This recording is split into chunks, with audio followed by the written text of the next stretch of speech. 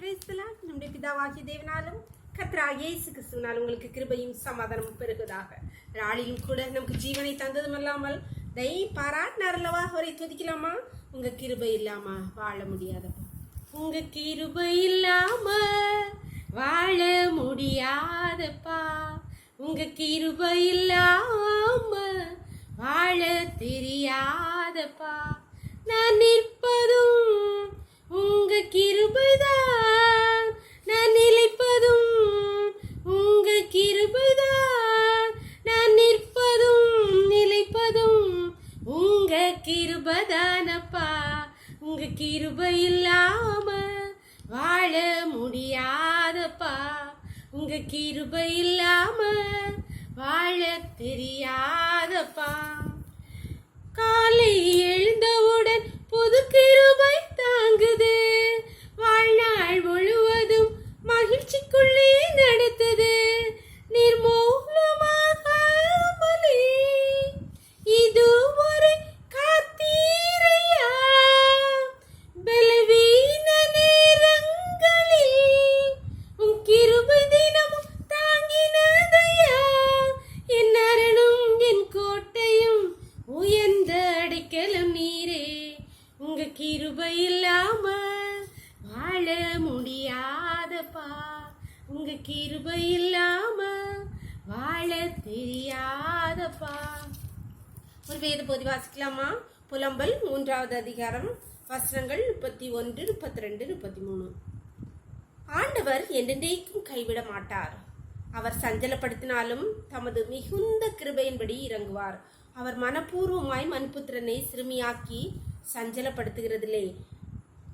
அன்பானவர்களே, இங்கே எரேமியா அழகாக சொல்லுகிறார், அவர் நம்மளை சஞ்சலப்படுத்தினார், தமது மிகுந்த கிருபையின்படி இறங்குவார். அவர் வேண்டுமென்றே நம்மளை சஞ்சலப்படுத்துவதில்லை என்று சொல்லுகிறார். ஆம் அன்பானவர்களே, நம்முடைய பரம தகப்பன் அல்லவா அவர். நாம் நம்முடைய பிள்ளைகளை தவறு செய்யும்போது கண்டிக்கிறோம், அதனால் நாம் அவர்களை வெறுக்கிறோம் என்ற அர்த்தம் இல்லவே இல்லை. நாம் ரொம்ப நேசிப்பதனால் அவர்கள் தவறு செய்யும்போது கண்டிக்கிறோம். அதே போல தான் அவர் நாம் தப்பு செய்யும்போது, நம் பாதை மாறி போகும்போது அதற்கான தண்டனையை நமக்கு தரும்போது நம்மளே சஞ்சலப்படுத்து கஷ்டப்படுத்துவது போல இருக்கிறது. ஆனாலும் கர்த்தர் அப்படியே விட்டுவிட மாட்டார், தமது மிகுந்த கிருபையின்படி இறங்குவார். ஏனென்றால் நாம் அவருடைய பிள்ளைகள், அவருடைய கிருபைக்கு அளவே இல்லை, அவருடைய நாமமே கிருபை என்பது.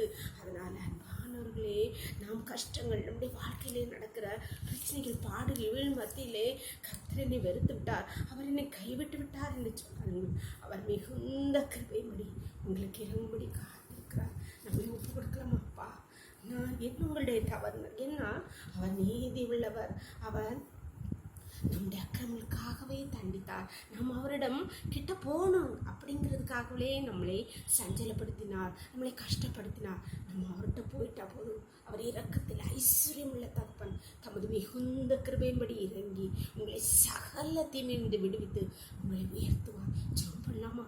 எங்களை நேசிக்கிற எங்கள் அன்பின் தகப்பனே, இந்த அருமையான நாளை கூட எங்களுக்கு ஈவாய் தந்தீங்களேப்பா, கொடா கொடி நன்றியப்பா.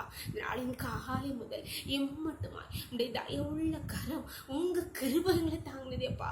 நன்றி நன்றியப்பா. இப்பொழுது மடியாளோடு இணைந்திருக்கிற ஒவ்வொரு பிள்ளைகளுடைய கருத்துல தெரியுமப்பா. தங்கள் பாடுகள் கஷ்டங்கள் பலவீனங்கள் மத்தியிலே என் தேவன் என்னை கைவிட்டா, என் அப்பா என்னை கைவிட்டு விட்டார், நான் கஷ்டப்படுறேன் என்று கண்ணீரோடு இருக்கிற பிள்ளைகள் இப்பொழுது அப்பா என்னை முடத்தில் தருகிறோம்ப்பா. உன்னுடைய நீதியின்படி என்னை தண்டித்து என்னை கஷ்டப்படுத்திருப்பா. நான் உங்க பாதத்துல வருகிறேன். தன்னை ஒப்பு கொடுக்கிற ஒவ்வொரு பிள்ளைகளுக்கும் நீர் இறங்குவீராக, நீர் இறங்குவீராக கர்த்தாவே. சகல தீமையின சகல கஷ்டங்களிலும் சகல பலவீனத்திலிருந்தும் பிள்ளைகளை விடுவித்து உயர்த்துவீராக. உன்னுடைய கிருபைகளை மூடி மறைச்சுக்கோங்கப்பா. சகல துதியும் கனமும் வளமையும் பலனும் ஞானம் எங்கள் தேவாதி தேவன் ஒருவருக்கே செலுத்துகிறோம். இயேசுவின் மூலம் ஜெபங்கள் நல்ல தந்தையே, ஆமென். God bless you. கர்த்தர் உங்களை ஆசீர்வதிப்பாராக. ஆமென்.